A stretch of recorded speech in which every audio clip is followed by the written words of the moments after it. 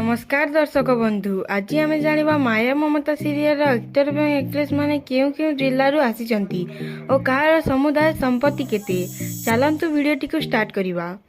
नाम ममता, तांको रियल नाम है रंजिता।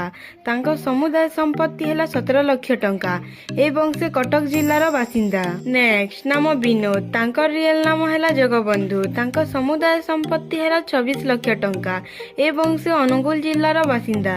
नेक्स्ट नाम रिमझिम, तांको रियल नाम है श्वेता।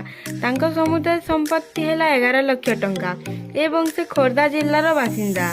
नेक्स्ट नाम गौरव, तांको रियल नाम है स्मृति रंजन। तांको समुदाय संपत्ति है 38 लाख टंका एवं से अनुगुल जिलार बासिंदा। नेक्स्ट नाम आनंद, तांको रियल नाम है भवानी प्रसाद। तांको समुदाय संपत्ति है 38 लाख टंका एवं से जाजपुर जिलार बासिंदा। नेक्स्ट नाम माया, तांको रियल नाम है अर्पिता। तांको समुदाय संपत्ति है 26 लाख टंका एवं से अनुगुल जिलार बासिंदा। नेक्स्ट नाम निमकी, तांको रियल नाम है सागरिका।